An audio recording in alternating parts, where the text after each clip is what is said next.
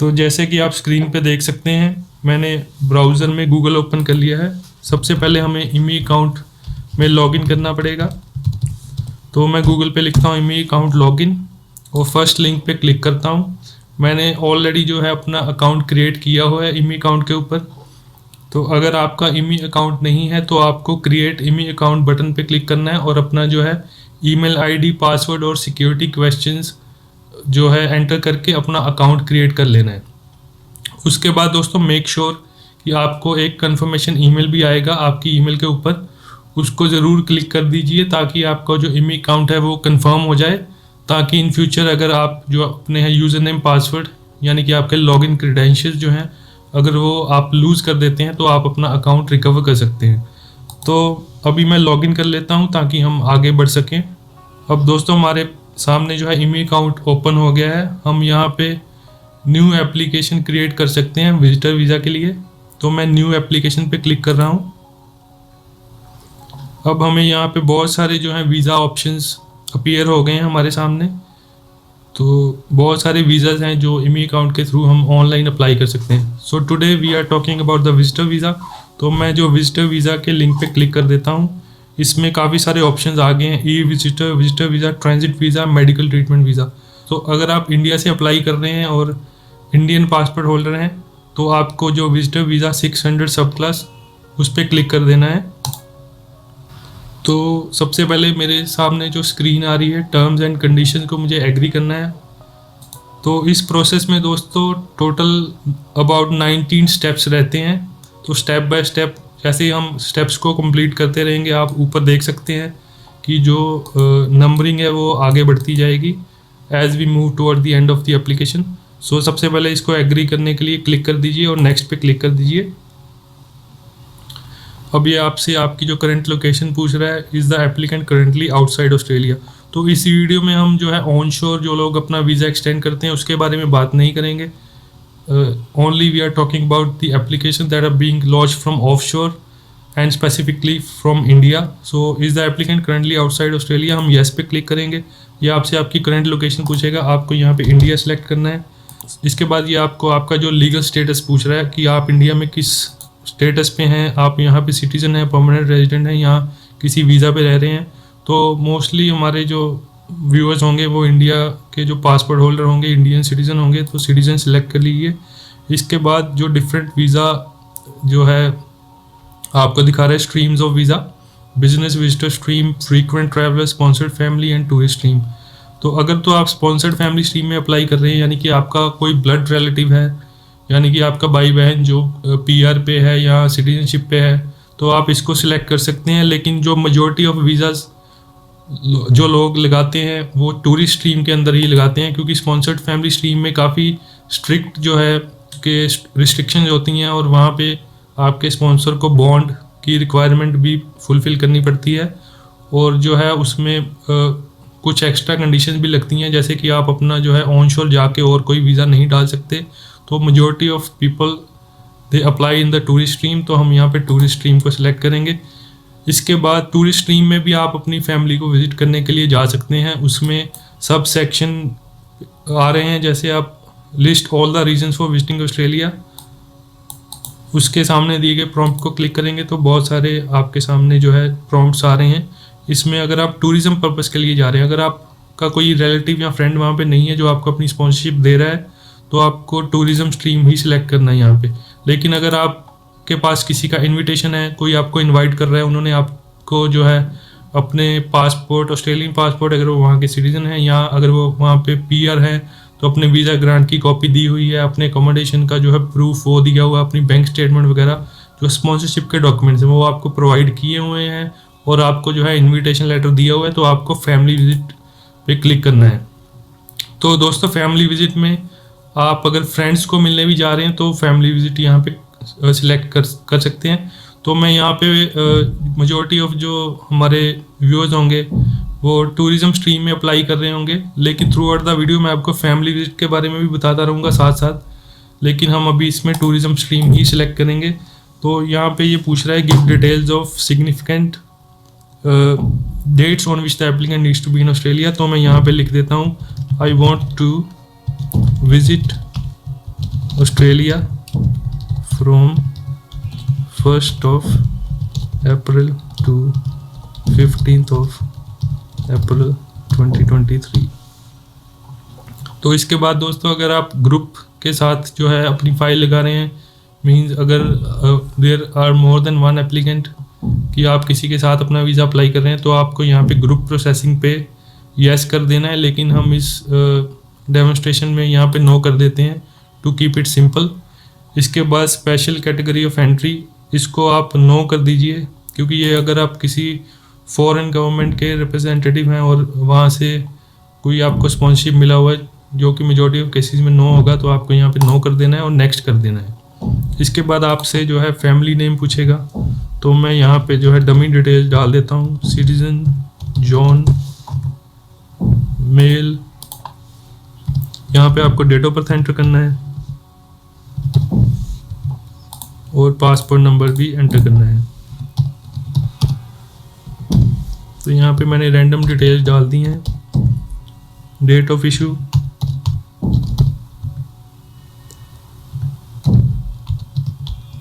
यहाँ पे आपको अपने पासपोर्ट की डेट ऑफ इशू और डेट ऑफ एक्सपायरी डाल देनी है।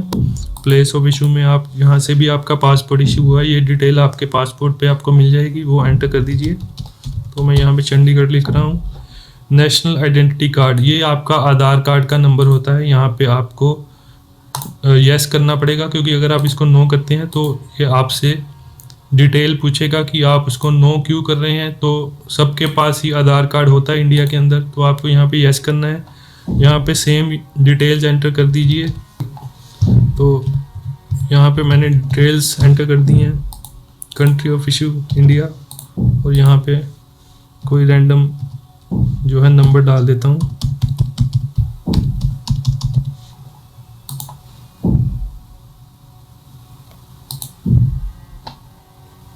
अभी प्लेस ऑफ बर्थ, ये भी आपके पासपोर्ट से देख के आपको एंटर करना है।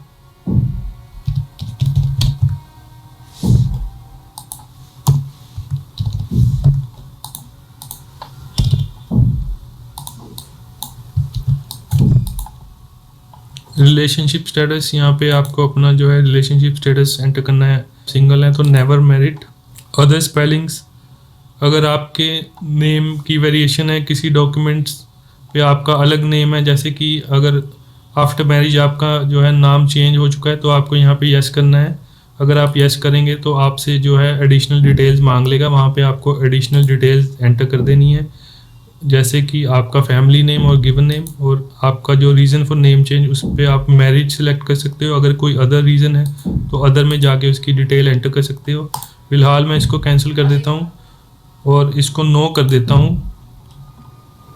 Citizenship, is the applicant a citizen of India? Yes. Is the applicant a citizen of any other country? इसको नो कर दीजिए, क्योंकि आपके पास अगर एक ही कंट्री की सिटीजनशिप है, क्योंकि इंडिया डुअल सिटीजनशिप अलाउ नहीं करता, तो ये वैसे ही यहाँ पे नो आ जाएगा। Has the applicant previously travel to Australia? अगर आपने पहले ऑस्ट्रेलिया में ट्रैवल किया हुआ है तो आप इसको यस कर सकते हैं, नहीं तो इसको नो कर दीजिए। Has the applicant previously applied for a visa? अगर आपने पहले ऑस्ट्रेलिया का वीज़ा अप्लाई किया हुआ है या आपका वीज़ा रिफ्यूज्ड है तो यहाँ पे आप यस कर दीजिए, नहीं तो इसको नो कर दीजिए। इसके अलावा अगर आपका पहले कभी वीज़ा लगा है ऑस्ट्रेलिया का तो आपको यहाँ पे अपना जो है ग्रांड नंबर एंटर कर देना है, नहीं तो इसको नो कर दीजिए। अदर पासपोर्ट्स और डॉक्यूमेंट्स फॉर ट्रैवल, क्या आपके पास कोई और डॉक्यूमेंट्स हैं ट्रैवल के लिए? Majority of people want have दो डॉक्यूमेंट्स, और इसको नो ही करना है। अदर आइडेंटिटी डॉक्यूमेंट्स पे भी आप नो कर सकते हो। कुछ लोग यहाँ पे मिस्टेक करते हैं, यहाँ पे अपना ड्राइवर लाइसेंस नंबर या पैन कार्ड एंटर कर देते हैं, जो कि बिल्कुल ही रिक्वायर्ड नहीं है, इसको नो कर दीजिए। तो हेल्थ एग्जामिनेशन, अगर आपने ऑस्ट्रेलिया वीज़ा के लिए लास्ट 1 ईयर में कोई हेल्थ एग्जामिनेशन करवाया है तो आप यहाँ पे यस कर सकते हैं। लेकिन इस प्रेजेंटेशन में हम ओनली 3 मंथ्स का वीज़ा ही अप्लाई करने जा रहे हैं। 3 मंथ्स के वीज़ा के लिए जो है मेडिकल की रिक्वायरमेंट नहीं होती, तो मैं इसको नो कर रहा हूँ और उसके बाद मैं नेक्स्ट पे क्लिक कर रहा हूँ। तो सॉरी, मैंने यहाँ पे कुछ मिस कर दिया। तो यहाँ पे एक क्वेश्चन है, is the applicant Pacific Australia card holder? जो कि हमारा एप्लीकेंट नहीं है, तो इसको नो करना है। तो हम नेक्स्ट पेज पे आ चुके हैं। Make sure this is the most crucial step.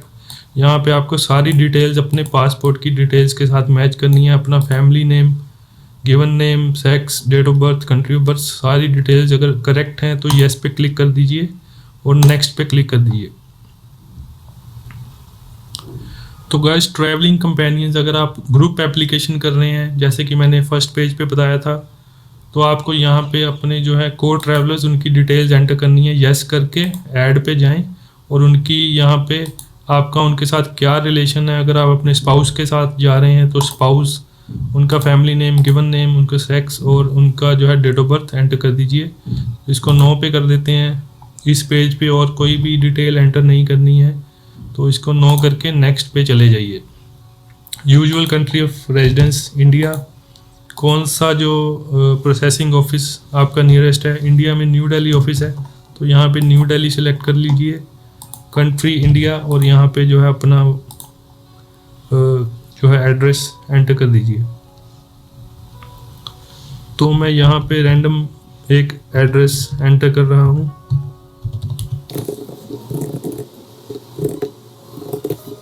यहाँ पे आप अपना मोबाइल नंबर एंटर कर सकते हैं और अपना लैंडलाइन नंबर भी आप एंटर कर सकते हैं। इसके बाद आपकी जो है ईमेल एड्रेस वो यहाँ पे आप एंटर कर सकते हैं। अगर आपका पोस्टल एड्रेस जो आपके ऊपर दिए गए रेजिडेंशियल एड्रेस के साथ सिमिलर है तो आप इसको यस कर सकते हैं, इस वाले प्रॉम्प्ट को। तो ये सारी डिटेल्स फिल हो गई हैं, हम नेक्स्ट कर देते हैं। इसके अलावा नेक्स्ट पेज पे आपसे पूछेगा ऑथराइज्ड रेसिपिएंट।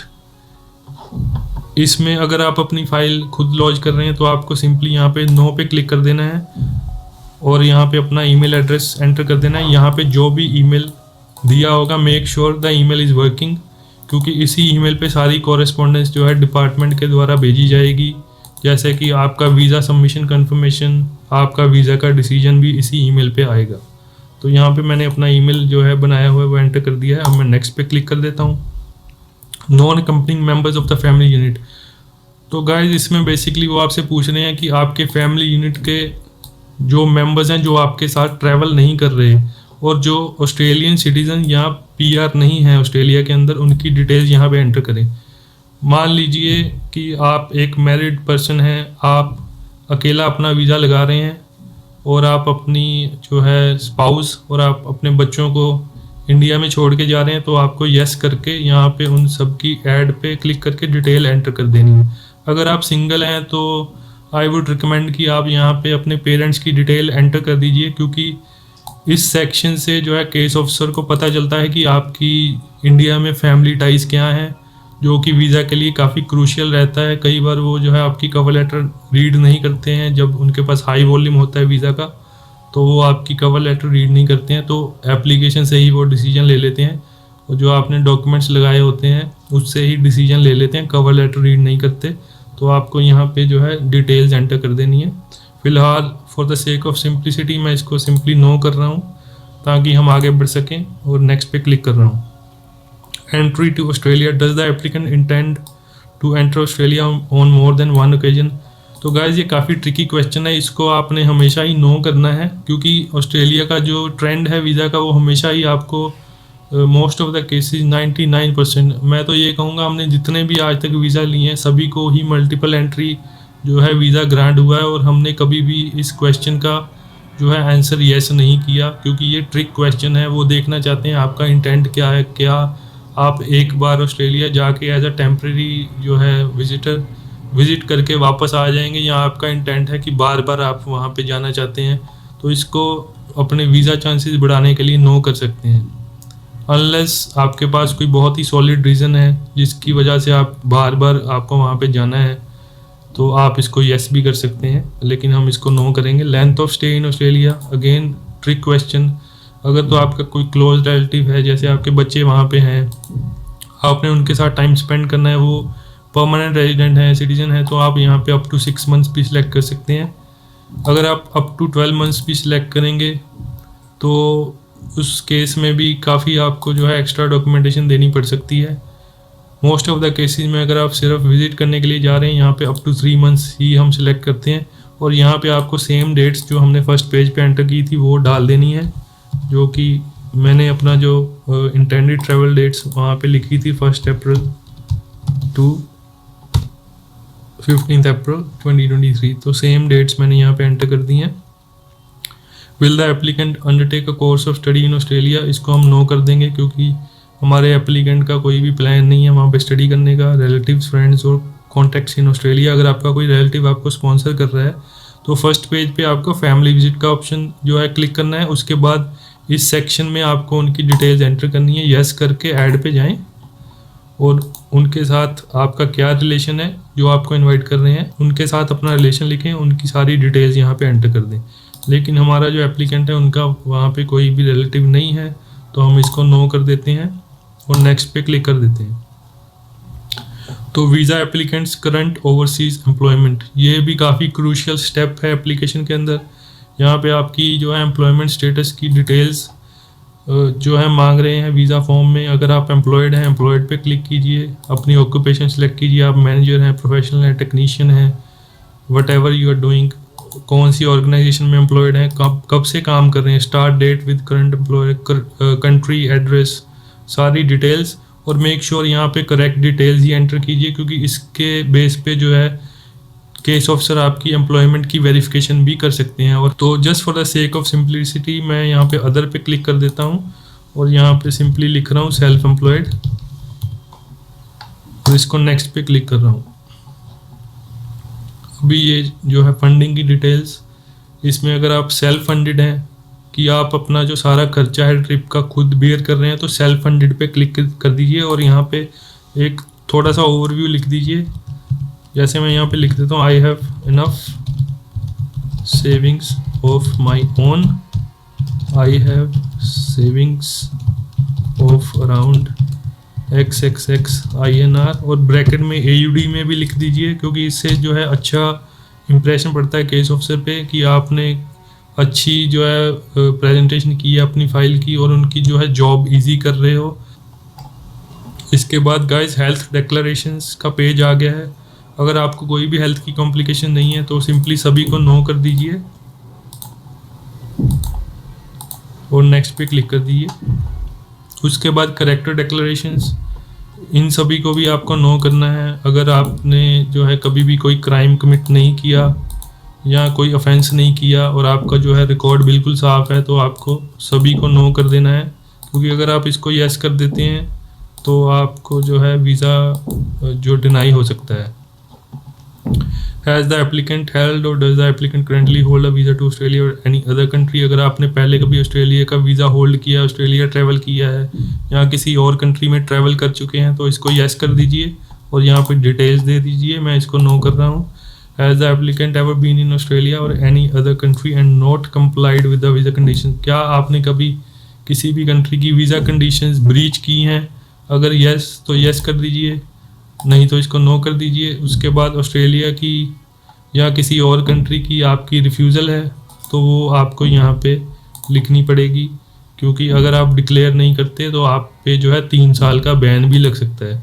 इसके अलावा जो फर्स्ट क्वेश्चन में उसमें मिस कर गया ये बताना कि अगर आपकी कोई पॉजिटिव ट्रैवल हिस्ट्री है तो मेक श्योर उसको यस करें। डजेंट मैटर कि आपने किस कंट्री में ट्रैवल किया हुआ है, कोई भी आपकी जो ट्रैवल हिस्ट्री है वो एक पॉजिटिव इम्पैक्ट डालती है आपकी प्रोफाइल में। तो इसको यस करके अपनी जो है, चाहे आपने कितने ही साल पहले कहीं पे ट्रैवल किया है तो आप उसको यस करके उसकी डिटेल्स एंटर कर दीजिए और उसके जो है वीज़ा लेबल्स और वीज़ा स्टैम्प्स को अपनी एप्लीकेशन में अटैच कीजिए। अभी नेक्स्ट पेज पे चलते हैं। तो गाइस ये डिक्लेरेशन है जिसमें वो आपसे बेसिकली पूछ रहे हैं कि जो भी इंफॉर्मेशन आपने अपनी फाइल में प्रोवाइड की है वो ट्रू एंड ऑथेंटिक इन्फॉर्मेशन है। तो इन सभी को हम डिटेल में रीड नहीं करेंगे, हम सभी को यस कर देते हैं।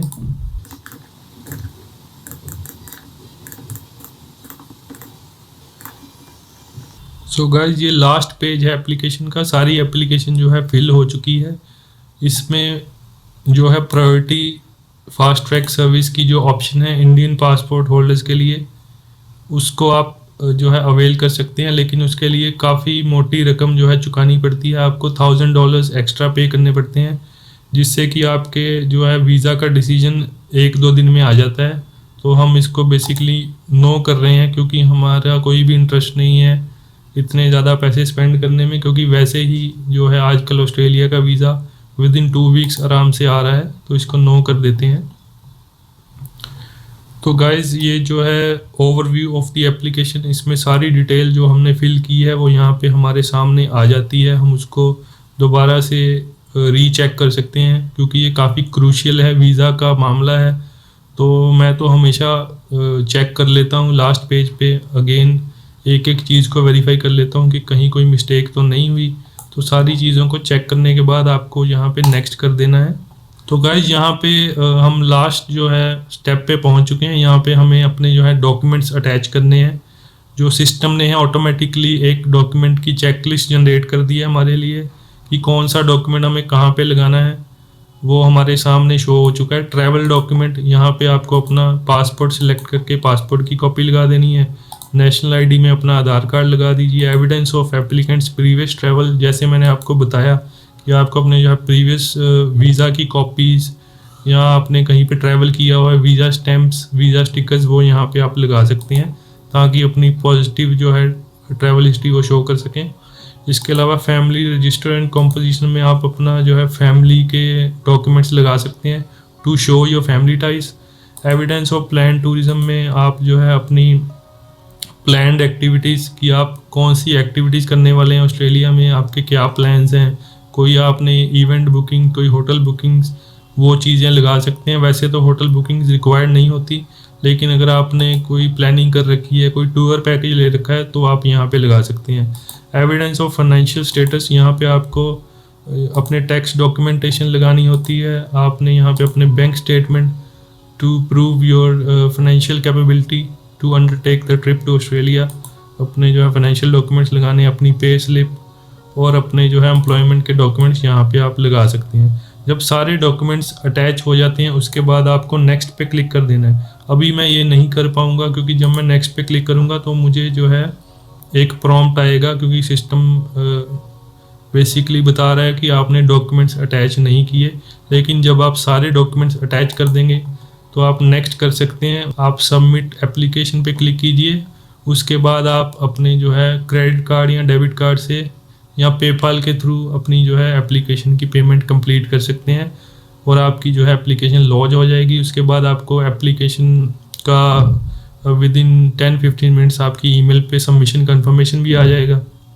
और जब भी एप्लीकेशन आपकी डिसाइड होती है, आपकी ईमेल पे जो है एप्लीकेशन का डिसीजन आ जाएगा। अगर थ्रू आउट द प्रोसेस आप अपनी एप्लीकेशन पे और कोई डॉक्यूमेंट अटैच करना चाहते हैं तो आप इमी अकाउंट में लॉगिन कीजिए और जो हमारा एप्लीकेशन खुल जाएगी, हम वहाँ पे और भी डॉक्यूमेंट्स अटैच कर सकते हैं।